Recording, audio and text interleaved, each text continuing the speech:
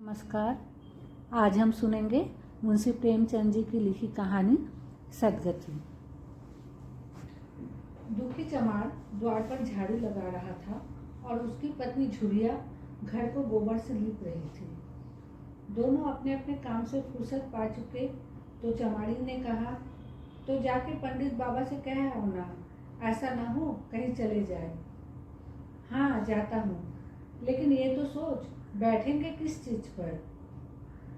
कहीं से खटिया न मिल जाएगी, ठकुराने से मांग लाना। तू तो कभी कभी ऐसी बात कह देती है कि देह जल जाती है। ठकुराने वाले मुझे खटिया देंगे? आज तक तो घर से निकलती नहीं, खटिया देंगे? कैथाने में जाकर एक लोटा पानी मांगू तो न दे मिले। भला खटिया कौन देगा? हमारे उपले सेठे भूसा लकड़ी थोड़े ही हैं जो चाहे उठा ले जाए। ले अपनी खटोली धोकर रख दे, गर्मी के तो दिन है, उनके आते आते सूख जाएगी। वो हमारे खटोली पर नहीं बैठेंगे, देखते नहीं कितने नेम धर्म से रहते हैं। दुखी ने जरा चिंतित होकर कहा, हाँ ये बात तो है। महुए के पत्ते तोड़कर एक पत्तल बना लूं तो ठीक हो जाए। पत्तल में बड़े बड़े आदमी खाते हैं, बड़े पवित्र है। ला तो डंडा, पत्ते तोड़ लो। पत्तल मैं बना लूंगी, तुम जाओ, लेकिन हाँ उन्हें सीधा भी तो देना होगा। अपनी थाली में रख दूं? कहीं ऐसा गजब न करना, नहीं तो सीधा भी जाए और थाली भी टूटे। बाबा थाली उठाकर पटक देंगे। उनको बड़ी जल्दी क्रोध आ जाता है। क्रोध में पंडिताइन तक को छोड़ते नहीं। लड़के को ऐसा पीटा कि आज तक टूटा हाथ ले फिरता है। पत्तल में सीधा भी देना, हाँ मुदा तो छूना मत। झूरी गोड़ की लड़की को लेकर शाह की दुकान में सब चीजें ले आना। सीधा भरपूर हो, सेर भर आटा, आधा सेर चावल, पाव भर दाल, आध पाव घी, नौन, हल्दी और पत्तल में एक किनारे 4 आने पैसे रख देना। गोड़ की लड़की न मिले तो भूजिन के हाथ पैर जोड़ कर ले आना। तू कुछ मत छूना, नहीं गजब हो जाएगा। इन बातों की ताकीद करके दुखी ने लकड़ी उठाई और घास का एक बड़ा सा गट्ठा लेकर पंडित जी से अर्ज करने चला। खाली हाथ बाबा जी की सेवा में कैसे जाता? नजराने के लिए उसके पास घास के सिवा और था ही क्या? उसे खाली देखकर तो बाबा दूर ही से दुत्कार देने। पंडित घासीराम ईश्वर के परम भक्त थे। नींद खुलते ही ईशोपासन में लग जाते, मुंह हाथ धोते 8 बजते, तब असली पूजा शुरू होती, जिसका पहला भाग भंग की तैयारी थी। उसके बाद आध घंटे तक चंदन रगड़ते, फिर आईने के सामने एक तिनके से माथे पर तिलक लगाते। चंदन की 2 रेखाओं के बीच में लाल रोड़ी की बिंदी होती थी। फिर छाती पर, बाहों पर चंदन की गोल गोल मुद्रिकाएं बनाते। फिर ठाकुर जी की मूर्ति निकालकर उसे नहलाते, चंदन लगाते, फूल चढ़ाते, आरती करते, घंटा बजाते। 10 बजते बजते वो पूजन से उठते और भांग छान कर बाहर जाते। तब तक 2-4 जजमान द्वार पर आ जाते। ईशोपासन का तत्काल फल मिल जाता। वही उनकी खेती थी। आज वह पूजन गृह से निकला तो देखा दुखी चमार घास का एक गट्ठा लिए बैठा है। दुखी उन्हें देखते ही उठ खड़ा हुआ और उन्हें साष्टांग दंडवत करके हाथ बांधकर खड़ा हो गया। ये तेजस्वी मूर्ति देखकर उसका हृदय श्रद्धा से परिपूर्ण हो गया। कितनी दिव्य मूर्ति थी! छोटा सा गोल मटोल आदमी, चिकना सिर, फूले गाल, ब्रह्म तेज से प्रदीप्त आंखें, रोड़ी और चंदन देवताओं की प्रतिभा प्रदान कर रही थी। दुखी को देखकर श्रीमुख से बोले, आज कैसे चला रे दुखिया?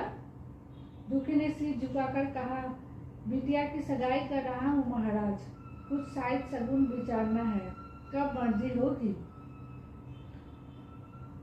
आज मुझे छुट्टी नहीं, हाँ सांझ तक आ जाऊंगा। नहीं महाराज, जल्दी मर्जी हो जाए, सब सामान ठीक कर आया हूँ। ये घास कहाँ रख दूँ?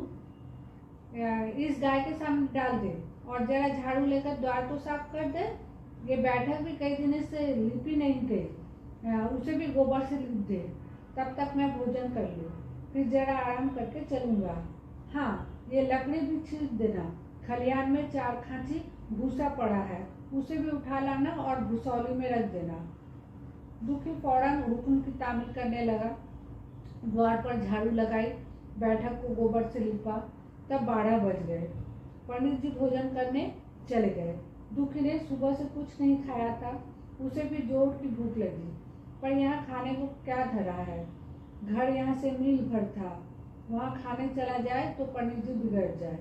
बेचारे ने भूख दबाई और लकड़ी फाड़ने लगा। लकड़ी की मोटी सी गांठ थी, जिस पर पहले कितने ही भक्तों ने अपनी जोर आजमा लिया था। वह उसी दमखम के साथ लोहे से लोहा लेने के लिए तैयार थी। दुखी घास छीलकर बाजार ले जाता था, लकड़ी चीरने का उसे अभ्यास न था। घास उसके खुरपे के सामने सिर झुका देती थी। यहाँ कस-कस कर कुल्हाड़ी का भरपूर हाथ लगाता, पर उस गांठ पर निशान तक न पहुंच पड़ता। कुल्हाड़ी उचट जाती, पसीने में तर था, हाँफता था, थक कर बैठ जाता था, फिर उठता था। हाथ उठाए न उठते थे, पाँव कांप रहे थे, कमर न सीधी होती थी, आंखों तले अंधेरा हो रहा था, सिर में चक्कर आ रहे थे, तितलियां उड़ रही थी, फिर भी अपना काम किए जाता था। अगर एक चिलम तंबाकू पीने को मिल जाती तो शायद कुछ ताकत आती। उसने सोचा, यहाँ चिलम और तंबाकू कहाँ मिलेगी? ब्राह्मणों का पूरा है। ब्राह्मण लोग हम निज जातों की तरह तंबाकू थोड़े ही पीते हैं। सहसा उसे याद आया कि गांव में एक गोर भी रहता है, उसके यहाँ जरूर चिलम तंबाकू होगी। तुरंत उसके घर दौड़ा। खैर, मेहनत सफल हुई। उसने तंबाकू भी दी और चिलम भी दी, पर आग वहाँ न थी। दुखी ने कहा, आग की चिंता न करो भाई, मैं जाता हूँ, पंडित जी के घर से आग मांग लूंगा, वहाँ तो अभी रसोई बन रही थी। ये कहता हुआ वो दोनों चीजें लेकर चला आया और पंडित जी के घर में बड़ौठे के द्वार पर खड़ा होकर बोला, मालिक, रची के आग मिल जाए तो चिलम पी ले। पंडित जी भोजन कर रहे थे। पंडिताइन ने पूछा, ये कौन आदमी आग मांग रहा है? अरे वही ससुरा दुखिया चमार है। कहाँ है? थोड़ी सी लकड़ी चीर दे। आग तो है, दे दो। पंडिताइन ने भवे चढ़ाकर कहा, तुम्हें तो जैसे पोथी पत्र के फेरे में धर्म करम किसी बात की सुधी ही नहीं रही। चमार हो, धोबी हो, पासी हो, मुंह उठाए घर में चले आए। हिंदू का घर न हुआ कोई सराय हुई। कह दो दाढ़ी जहाज से चला जाए, नहीं तो इस लुआठे से मुंह झुलस दूंगी। आग मांगने चले हैं। पंडित जी ने उन्हें समझाकर कहा, भीतर आ गया तो क्या हुआ, तुम्हारी कोई चीज तो नहीं छुई। धरती पवित्र है, जैसी आग दे क्यों नहीं देती? काम तो हमारा ही कर रहा है। कोई लोनिया या लकड़ी फाड़ता तो कम से कम 4 आने लेता। पंडिताई ने गरज कर कहा, वो घर में आया क्यों? पंडित ने हार कर कहा, ससुरी का भाग था और क्या। अच्छा, इस वक्त तो आग दे ही देती हूँ, लेकिन फिर जो इस तरह घर में आएगा तो उसका मुंह ही जला दूंगी। दुखी के कानों में इन बातों की भनक पड़ रही थी। पछता रहा था, नाहक आया। सच तो कहती है, पंडित घर में चमार कैसे चले आए? बड़े पवित्र होते हैं ये लोग, तभी तो संसार पूछता है, तभी तो इतना मान है। भय चमार थोड़े हैं। इसी गांव में बूढ़ा हो गया, मगर मुझे इतनी अकल भी ना आई। इसलिए जब पंडिताइन आग लेकर निकली तो वो मानो सर्प का वरदान पा गया। दोनों हाथ जोड़कर जमीन पर माथा टेकता हुआ बोला, पढ़ाई माता, मुझसे बड़ी भूल हुई कि घर में चला आया। चमार की अकल ही तो नहीं ठहरी। इतने मूर्ख न होते तो लात क्यों खाते? पंडिताइन चिमटे से पकड़कर आग लाई थी। 5 हाथ की दूरी से घूंघट के आग से दुखी की तरफ आग फेंकी। आग की बड़ी सी चिंगारी दुखी के सिर पर पड़ गई। जल्दी से पीछे हटकर सिर के झोंके देने लगा। उसके मन ने कहा, ये एक पवित्र ब्राह्मण के घर को अपवित्र करने का फल है। भगवान ने कितनी जल्दी फल दे दिया। इसी से तो संसार पंडितों से डरता है और सबके रुपए मारे जाते हैं। ब्राह्मण के रुपए भला कोई मार तो ले, घर भर का सत्यानाश हो जाए। पांव गलगल कर गिरने लगे। बाहर आकर उसने चिलम पी और फिर कुल्हाड़ी लेकर जुट गया। खट खट की आवाज आने लगी। उस पर आग पड़ गई तो पंडिताइन को उस पर कुछ दया सी आ गई। पंडित जी को भोजन करके उठे तो बोली, इस चमड़वा को भी कुछ खाने को दे दो, बेचारा कब से काम कर रहा है, भूखा होगा। पंडित जी ने इस प्रस्ताव को व्यवहारिक क्षेत्र से दूर समझकर पूछा, रोटियां है? हाँ, 2-4 बच जाएगी। 2-4 रोटियां उसमें क्या होगा, चमाड़ है, कम से कम सेर भर चढ़ा जाएगा। पंडिताइन ने कानों पर हाथ रखकर बोली, अरे बाप रे, सेर भर? तो फिर रहने दो। पंडित जी ने अब शेर बनकर पूछा, कुछ भूसी चोकर हो तो आटे में मिलाकर दो लिट्टी ठोक दो, सारे का पेट भर जाएगा। पतली रोटियां से इन नीचों का पेट नहीं भरता, इन्हें तो ज्वार का लिट्ठा चाहिए। पंडिताई ने कहा, अब जाने भी दो, धूप में कौन मरे। दुखी ने चीलम पीकर फिर कुल्हाड़ी संभाली। दम लेने से जरा हाथों में ताकत आ गई थी। कोई आध घंटे तक फिर कुल्हाड़ी चलाता रहा, फिर बेदम होकर वहीं सिर पकड़ के बैठ गया। इतने में वही गोड़ आ गया। बोला, क्यों जान देते हो बूढ़े दादा, तुम्हारे फाड़े ये गांठ न पटकेगी, नाहक हलाकान होते हो। दुखी ने माथे का पसीना पोंछकर कहा, अभी गाड़ी भर भूसा ढूंढा है भाई। गोड़ ने कहा, कुछ खाने को मिला कि काम ही कराना जानते हैं, जाके मांगते क्यों नहीं? कैसी बातें करते हो चिखरी, ब्राह्मण की रोटी हमको पचेगी? पचने को तो पच जाएगी, पहले मिले तो। मुझों पर ताव देकर भोजन किया और आराम से सोए। तुम्हें लकड़ी फाड़ने का हुक्म लगा दिया। जमींदार भी कुछ खाने को दे देता है, हाकिम भी बिगाड़ लेता है तो थोड़ी बहुत मजूरी देता है। ये उनसे भी बढ़ गए, इस पर धर्मात्मा बनते हैं। तो किने कहा, धीरे धीरे बोलो भाई, कहीं सुन ले तो आफत आ जाए। ये कहकर दुखी फिर संभल पड़ा और कुल्हाड़ी की चोट मारने लगा। चिकुड़ी को उस पर दया आई, आकर कुल्हाड़ी उसके हाथ से छीन ली और कोई आध घंटे खूब कस कर कुल्हाड़ी चलाई, पर गांठ में एक दरार भी न पड़ी। तब उसने कुल्हाड़ी फेंक दी और ये कहकर चला गया, तुम्हारे फाड़े ये ना फटेंगे, जान भले निकल जाए। दुखी सोचने लगा, बाबा ने ये गांठ कहाँ रख छोड़ी थी कि फाड़े नहीं फटती, कहीं दरार तक तो नहीं पड़ती। मैं कब तक से चित्त रहूंगा? अभी घर पर 100 काम पड़े हैं, कार पड़ोजन का घर है, एक ना एक चीज घटी ही रहती है, पर इन्हें इसकी क्या चिंता। चलो, जब तक भूसा ही उठा लाओ। कह दूंगा बाबा, आज तो लकड़ी नहीं फटी, कल आकर फाड़ दूंगा। उसने झौवा उठाया और भूसा ढोने लगा। खलिहान यहाँ से 2 फरलांग से कम न था। अगर झौवा खूब भर कर लाता तो काम जल्द खत्म हो जाता। फिर झौवे को उठाता कौन? अकेले भरा हुआ झौवा उससे न उठ सकता था, इसलिए थोड़ा थोड़ा लाता था। 4 बजे कहीं भूसा खत्म हुआ। पंडित जी की भी नींद खुली, मुंह हाथ धोया, पान खाया और बाहर निकले। देखा तो दुखी झौवा सिर पर रखे सो रहा था। जोर से बोला, अरे दुखिया, तू सो रहा है? लकड़ी तो अभी ज्यों की त्यों पड़ी है, इतनी देर तू करता क्या रहा? मुट्ठी भर भूसा ढोने में सांझ कर दी, उस पर सो रहा है। उठा ले कुल्हाड़ी और लकड़ी फाड़ ले, तुझसे जरा सी लकड़ी नहीं कटती, फिर साइज भी वैसे ही निकलेगी। मुझे दोष मत देना, इसी से कहा है कि नीच के घर में खाने को हुआ और उसकी आंख बदली। दुखी ने फिर कुल्हाड़ी उठाई। जो बातें पहले सोच रही थी वो सब भूल गई। पेट पीठ में धंसा जाता था। आज सवेरे जलपान तक न किया था, अवकाश ही न मिला। उठना भी पहाड़ मालूम होता था, जी डूबा जाता था, पर दिल को समझाकर उठा। पंडित ने कई साइत न ठीक बिचारे तो फिर सत्यानाश ही हो जाए। जब भी तो संसार में इतना मान है, साइत ही क्या तो सब खेल है, जिसे चाहे बिगाड़ दे। पंडित जी गांठ के पास आकर खड़े हो गए और जब चढ़ावा देने लगे, हाँ मार मार कस के, और मार कस के मार, अबे जोर से मार, तेरे हाथ में तो जैसे दम ही नहीं है, लगा कस के। खड़ा सोचने क्या लगता है? हाँ हाँ, बस फटा ही चाहती है, दे उसी दरार में। दुखी अपने होश में न था, न जाने कौन सी गुप्त शक्ति उसके हाथों को चला रही थी।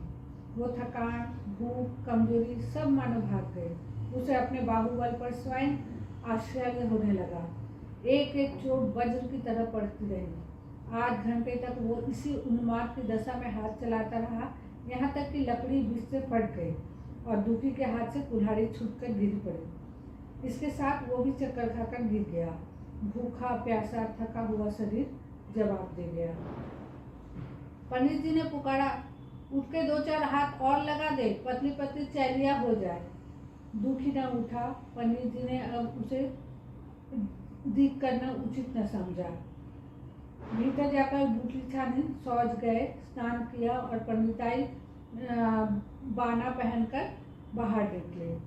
दुखी अभी तक वहीं पड़ा हुआ था। जोर से पुकारा, अरे क्या पड़े ही रहोगे दुखी, चलो तुम्हारे ही घर चल रहा हूँ, सब सामान ठीक ठीक है ना। दुखी फिर भी न उठा। अब पंडित जी को कुछ शंका हुई। पास जाकर देखा तो दुखी अकड़ा पड़ा हुआ था। बदहवास होकर भागे और पंडिताइन से बोले, दुखिया तो जैसे मर गया। पंडिताइन हकबका कर बोली, वो तो अभी लकड़ी चीर रहा था ना। पंडित, हाँ, लकड़ी चीरते चीरते मर गया। अब क्या होगा? पंडिताइन ने शांत होकर कहा, क्या होगा, चमरावने में कहला भेजो, मुर्दा उठा ले जाए। एक क्षण में गांव भर में खबर हो गई। पूरे में ब्राह्मणों की ही बस्ती है। केवल एक घर गौड़ का था। लोगों ने इधर का रास्ता छोड़ दिया। कुएं का रास्ता उधर ही से था। पानी कैसे भरा जाए? चमार की लाश के पास से होकर पानी भरने कौन जाए? एक बुढ़िया ने पंडित जी से कहा, अब मुर्दा फेंकवाते क्यों नहीं? कोई गांव में पानी पिएगा या नहीं? इधर गुण में चमरावने में जाकर सबसे कह दिया, खबरदार मुर्दा उठाने मत जाना, अभी पुलिस की तहकीकात होगी। दिल लगी है कि एक गरीब की जान ले ली। पंडित जी होंगे तो अपने घर के होंगे, लाश उठाओगे तो तुम भी पकड़े जाओगे। इसके बाद ही पंडित जी पहुंचे, पर चमरावने का कोई आदमी लाश उठा लाने को तैयार न था। हाँ, दुखी की स्त्री और कन्या दोनों हाय हाय करती चली आई और पंडित जी के द्वार पर आकर सिर पिटक पिटक कर रोने लगी। उनके हाथ 10-5 और चमारिने थी। कोई रोती थी, कोई समझाती थी, पर चमार एक भी न था। पंडित जी ने चमारों को बहुत धमकाया, समझाया, मिन्नत की, पर चमारों के दिल पर पुलिस का रौब छाया हुआ था, एक भी न भींका। आखिर निराश होकर लौट आए। आधी रात तक रोना पीटना जारी रहा। देवताओं का सोना मुश्किल हो गया, पर लाश उठाने कोई चमार न आया और ब्राह्मण चमार की लाश कैसे उठाते? भला ऐसा किसी शास्त्र पुराण में लिखा है? कोई कहीं देखा है? पंडिताई ने झुंझला कर कहा, इन डाइनों ने तो खोपड़ी चाट डाली, सबों का गला भी नहीं पकता। पंडित ने कहा, रोने दो चुड़ैलों को, कब तक रोएगी? जीता था तो कोई बात न पूछता था, मर गया तो कोलाहल मचाने के लिए सब आ पहुंची। चमार का रोना मनहूस होता है? हाँ, बहुत मनहूस होता है। अभी से दुर्गंध उठने लगी। पंडित ने कहा, चमार था ससुरा की नहीं, साध असाध किसी का विचार है इन सबों को? पंडिताई ने कहा, इन सबों को घिन भी नहीं लगती, भ्रष्ट है सब। रात तो किसी तरह कटी, मगर सवेरे भी कोई चमार न आया। चमारी ने भी रो रो कर चली गई। दुर्गंध कुछ फैलने लगी। पंडित जी ने एक रस्सी निकाली, उसका फंदा बनाकर मुर्दे के पैर में डाला और फंदे को खींचकर कस दिया। अभी कुछ धुंधलका था। पंडित जी ने रस्सी पकड़कर लाश को घसीटना शुरू किया और गांव के बाहर घसीट ले गए। वहां से आकर तुरंत स्नान किया, दुर्गा पाठ चढ़ पढ़ा और घर में गंगा जल छिड़का। उधर दुखी की लाश को खेत में गीदड़ और गिद्ध, कुत्ते और कौवे नोच रहे थे। यही जीवन पर्यंत की भक्ति, सेवा और निष्ठा का पुरस्कार था।